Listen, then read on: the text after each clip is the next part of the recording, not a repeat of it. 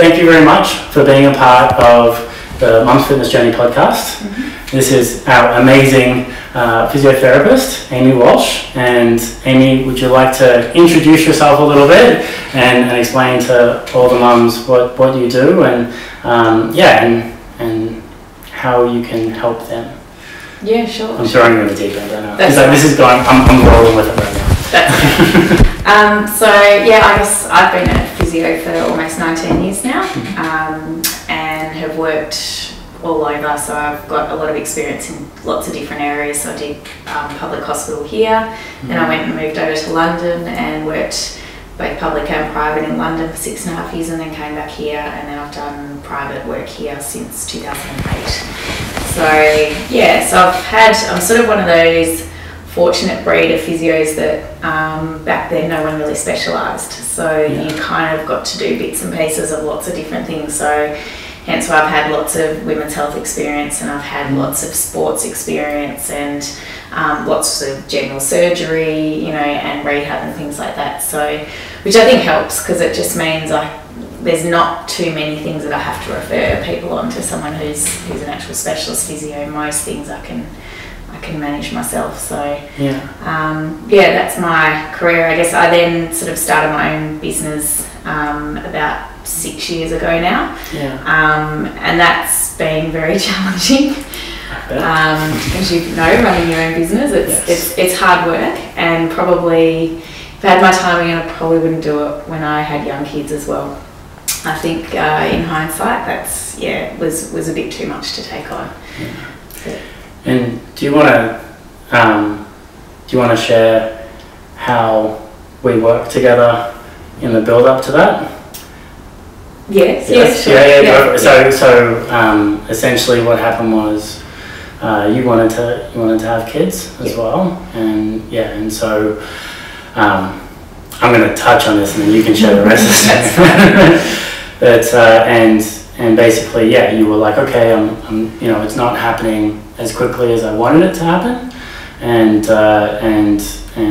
so you started with one of the trainers, and you're like, what you're telling me isn't working yet. Yeah. So then he was like, okay, we'll talk to Matt, and then we worked together, and you got into incredible shape, you were crushing it.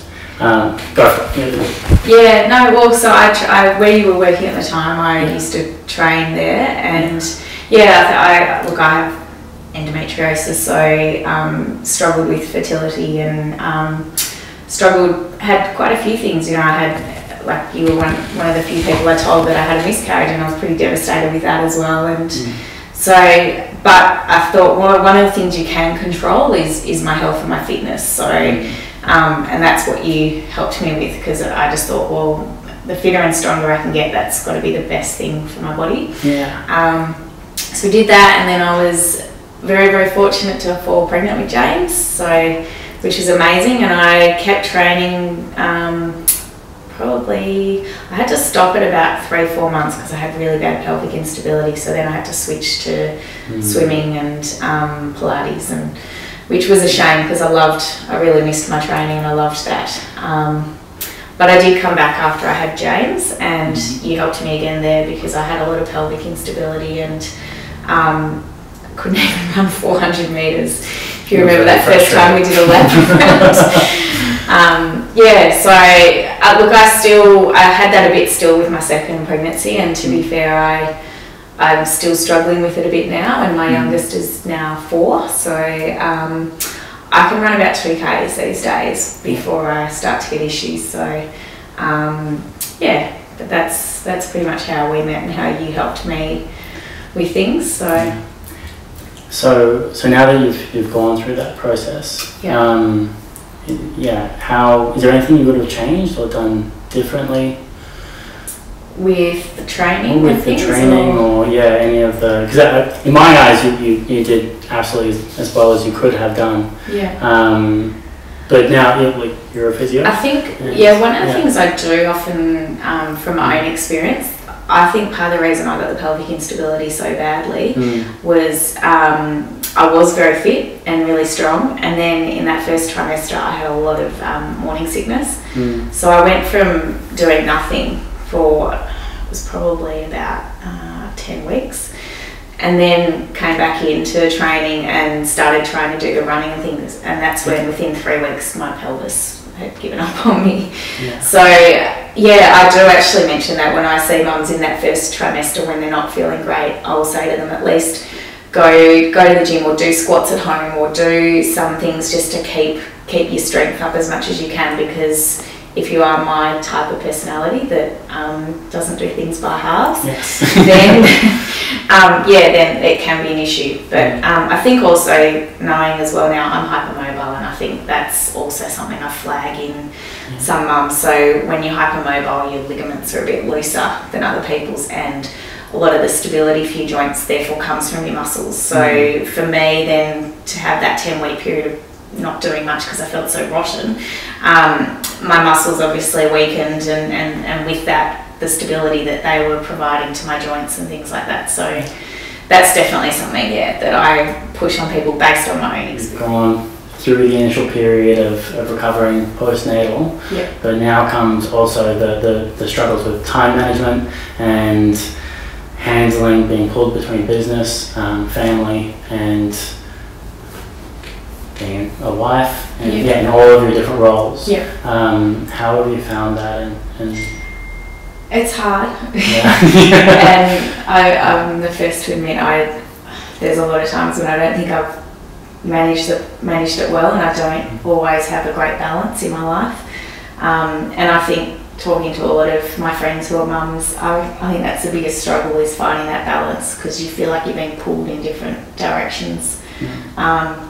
So for me, probably the thing that hasn't had the attention I would like is my body and being able to be fit. And I've never gotten back to how I was after my first child, and that's hard. Like, I'm realistic. I know I don't have the time, and I can only push myself so much. But it's frustrating because I'm an impatient person. So, and I think the other thing that most mums as well really struggle with is your body changes, and I don't know that many mums that have lost all their body weight, straight away, especially after their second or third child. It's I played a netball game. I'm playing for the school, and on Sunday we had training, and every mum there all of us were saying we weren't in great shape, and we've all got extra weight still on our tummies and things like that, and we've all got school kids, so I think it is a problem. Like, it's and for some people maybe they come to accept it. I haven't yet, and it's still something I would really, when I've got the time, and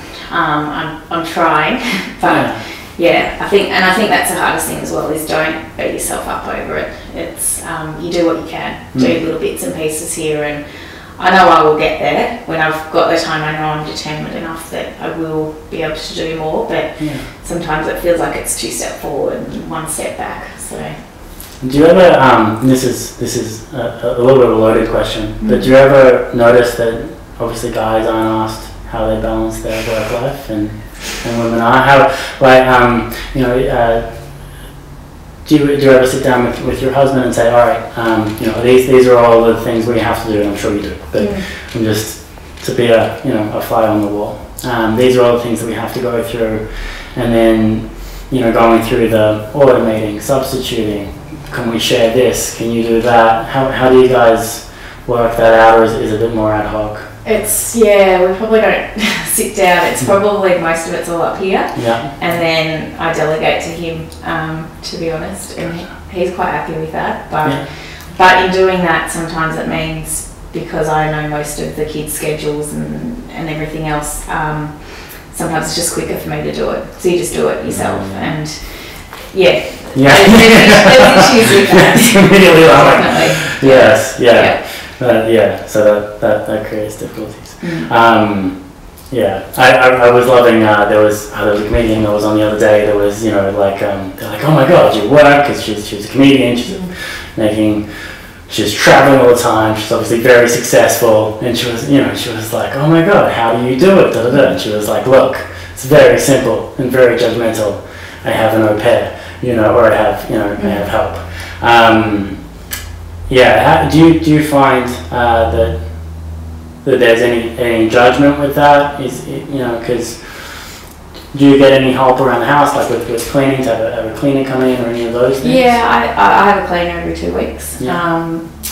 I don't think there is judgment. I think these days, because of the whole men wanting to be equal and so many of us being educated and spending so much time on your career, you don't want to give that up completely. And I also think that there's it takes a really special female or male that can stay at home with children all the time, because I personally can't do it. I need the mental stimulation, I need to work, and I really enjoy work even when I'm busy. Okay, so for example, I know a couple of other mums will talk about how, when you have been at home for the whole day and you're like, alright, I need to tap out, you just, when your husband comes home, you just go, boom, high five, I'm tapping out, and I need to go for a walk for 5 minutes, just go outside, and then you transition.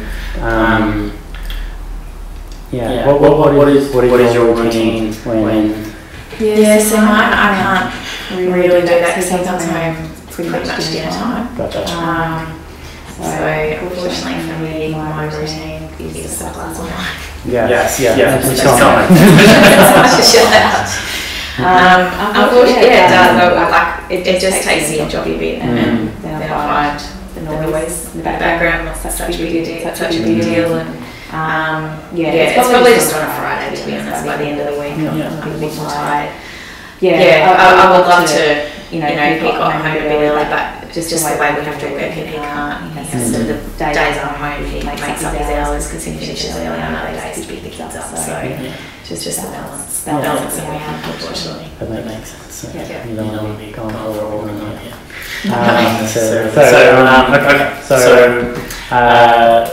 In your 19 years of experience, working with mums specifically, what have you found in those first 5 years? What are some of the things that basically you're almost guaranteed to go through? There'll obviously be certain injuries along the way.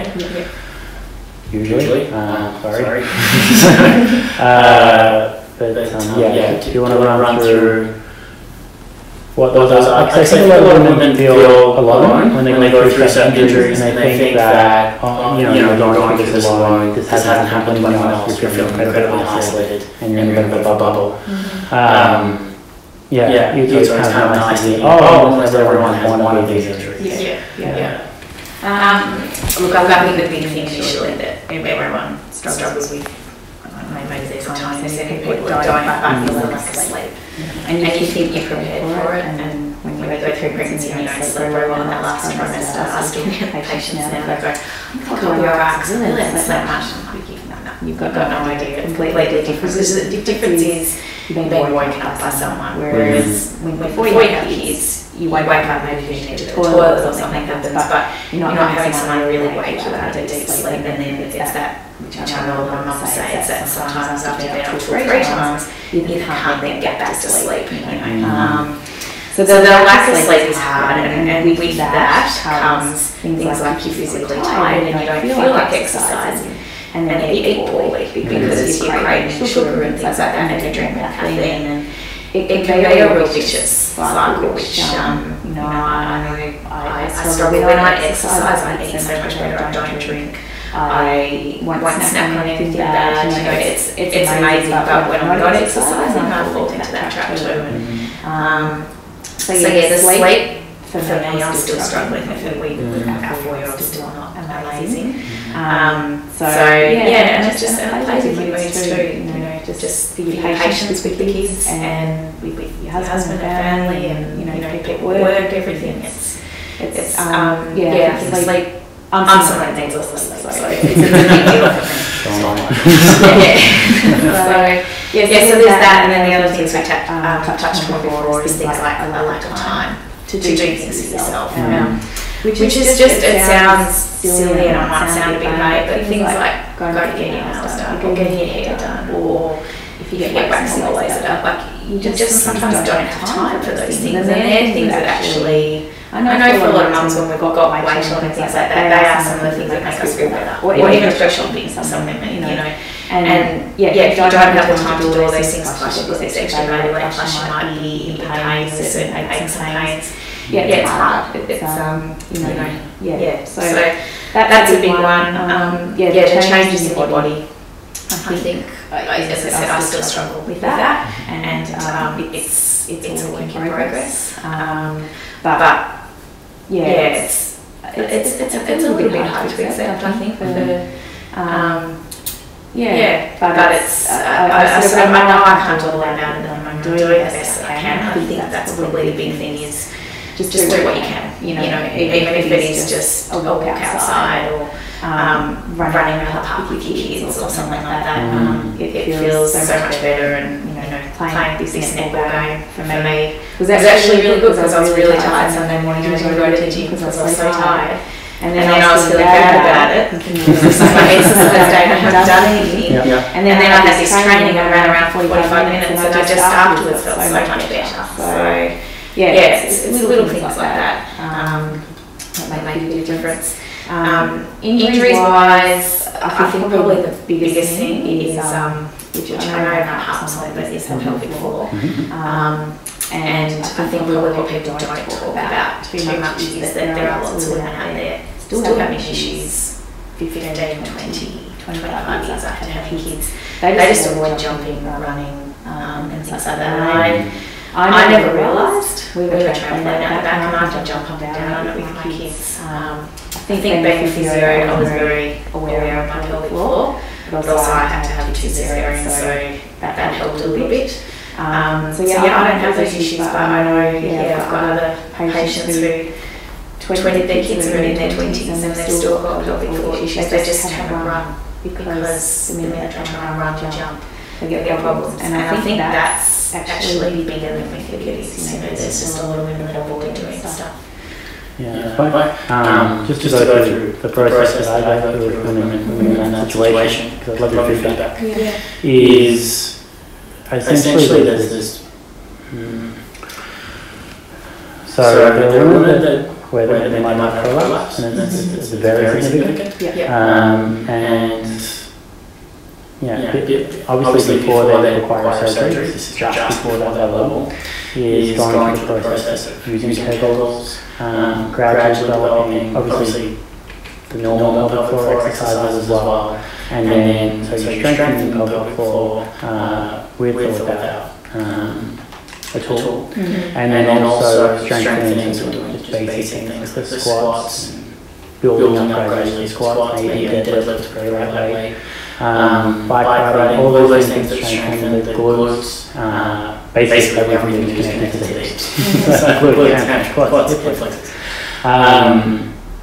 So that it strengthens the overall, or creates more pressure in the pelvis. And then when you're developing the pelvic floor as well, then gradually I don't have heaviness, I don't have any pain, gradually you can introduce light levels and build up. Is that how you look at it, or what is your process? I do a lot of, I'm not a women's specialist, so some women, I'll often try and do some things first, and then if anyone needs an actual internal intervention, then I send them to a specialist. But I do a lot of pelvic floor with core together because they activate together. And I personally, and I'm pretty good at activating my pelvic floor, but I personally can't activate it and go for a run. Like there's some people that can do that. I can't. So I kind of think I'm not sure. If I can't do something, I can't expect a patient to do it. So I try and teach them to activate their pelvic floor with their core at the same time, and so then if they then get into the stage of doing a lot of functional core work in active positions, then hopefully their pelvic floor should be working as well. And things like we do our Pilates rehab classes, which are a combination of using some of the Pilates equipment, but just doing a lot of rehab as well. So it's not specifically just Pilates based. So we do a lot. Because I like being functional, so I like being, if your problem is you can't jump on a trampoline or you can't run after your kids, there's no point in me doing work with you on your back, your feet on the floor. So you may have to build someone up, but ideally you get them doing like jump on a jump board or doing some running on like a BOSU or an ash or something like that. So it's about building up the core to that as well. I think. Sorry, I should have mentioned. That is absolutely that was beautiful. Okay, and so then, so to wrap this up a little bit, what would you advise for mums out there that are struggling with an injury or that are completely exhausted? What little things could they do? I know that's a very broad question, but what little things could they do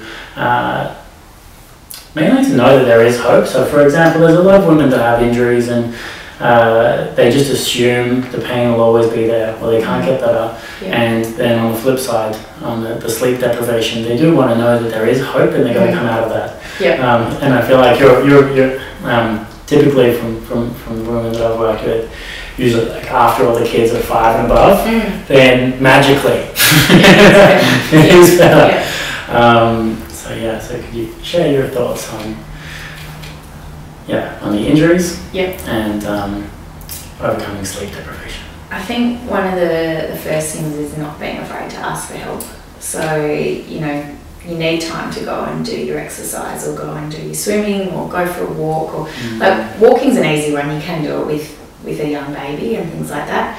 But like for me personally, walking's not really enough and it never was. So it was great initially, but I quickly hit my limit with that and I could have walked all day and it doesn't help me to lose weight and but I think definitely getting help with minding the kids or finding, the other thing that I've found is finding trainers that actually will allow you to bring your child along. That's massive, there's a few out there, most of them are women to be honest, and it makes a huge difference. So in my practice, for example, I always say to people, please bring your kids in, and they're like, oh, but they might do this, and I say to them, there's nothing they can do that my 2 boys have not already done here, I promise you. So please, I'd rather you come in, and if I can, and it's during the day, I try and block out extra time to allow for if they have to feed a baby or, because I know how hard it was for me, like to go and have an appointment or go and do something, and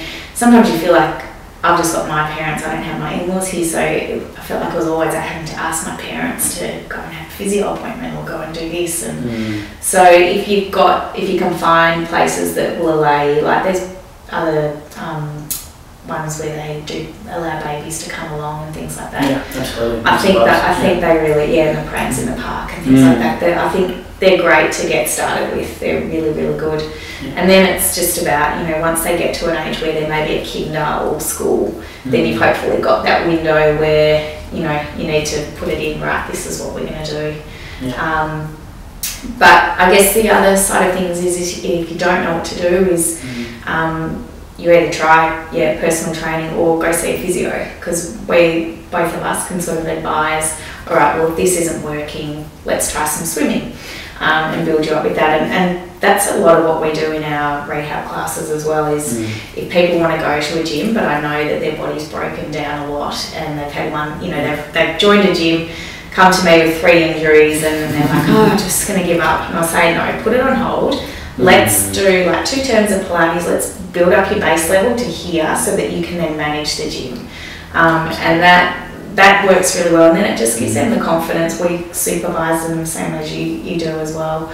So that technique's okay, and then you're not going 2 steps forward, 1 step back. You're actually just gradually increasing. So absolutely, keeping everyone safe. Yeah, exactly. Beautiful. Well, thank you so much for being on the podcast and being our interviewee.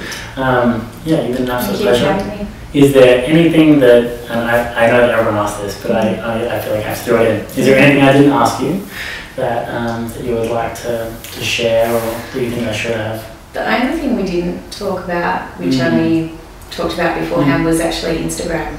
Oh yes, Instagram and the photos of before and after within 3 months. And lead the way, go for it. I know this is a big thing for both of us, because it's I think it just puts really undue pressure on most women, and unfortunately, you've got to remember that people that are on Instagram and are celebrities, they have nannies and they have people, so they've got time to go and exercise, or they have a night nanny that actually gets up in the night, so they're not sleep deprived. Yes. Yeah, and I'm the first to admit too, I used to be quite judgmental before I had my kids of women that would come in and they'd be like, I still haven't lost my baby weight, and I'd be thinking, really, you just got to work hard, you know. And I lost it after James, and I'm now one of them because I struggle to find the time. So yeah, it took me, as you know, about 9-10 months. I started back at 2 months after James, and we were doing just some gentle boxing, and then built it up. We didn't do heaps of running, but it was a lot more strength work and things like that. And yeah, it took a good 8 months, pretty much, didn't it? So it did. Just on that, so when you're in a situation where you're sleep deprived, you're dealing with screaming people, which means you're going to be stressed no matter what. So essentially what that means is like you're in some level of pain, okay? And so so there's something called the biopsychosocial model of looking at things, right? And so something that happens is that whenever you lean into your vice, everyone has something that they lean into when things are bad, right? And they're like, oh my god, I can't control this, so I'm going to lean into this. And so maybe it's food, maybe it could be anything. Wine, yeah, for sure. Very typical. Just to take the edge off. And so what will happen is you will naturally lean towards that just to get you through. And that's basically what you're doing is you're trying to numb the stress or numb the anxiety or numb the pain, depending on what it is. And so it's only natural that when you on top of that have all of these responsibilities, that you're going to lean into these things. And so it's not about beating yourself up and thinking, if only I tried harder. It's like, no, it's that, you're at a stage in your life right now where you have so much on your plate that unless you could offload some of that, and for a lot of people that's just not possible. So it's just about managing that situation and knowing that there's a light on the other side. So it's like in 5 years' time, I'm going to be going for it. And then in 15 years' time, you're going to be like, I have so much time on my hands. Like, what do I do? So it's just a stage of life. It makes complete sense. Yeah. But I think the thing, as you say, is don't lose sight of it, because I've got a patient who she lost all her weight. She looks amazing now. She's 50. 16 years after having her first child, and it took her that long to get back into it. She's now running like 6 to 10k runs, and she just said it's amazing, but it's taken me that long to find the time for myself and to devote myself to doing all of this. But she said, I've got a better body now than I did before my kids, so so it's definitely doable. It's just when you can fit it into the lifestyle that you have. And I think the other thing as a mum is, unfortunately, and I know dads have this too, but I think mums have it a little bit more because of the bond you have with your child. You will always choose your child over yourself. Well, most mums. Exactly. And that's something, and that's, don't beat yourself up over doing that. That's our natural mothering instinct that you will, like for me, Thursday's my gym morning. Number of times my kids are sick on a Thursday morning. There goes my gym, and that's just how it works. So then I don't get gym that, I might just have one session a week that week. So, that's just how it is. And until you get to that time when they don't need you and they are a bit more independent, and then you can focus more time on you. So, definitely. Beautiful. Well, thank you very much, Amy. No problem. It's a pleasure. Thank you for having me. Pleasure.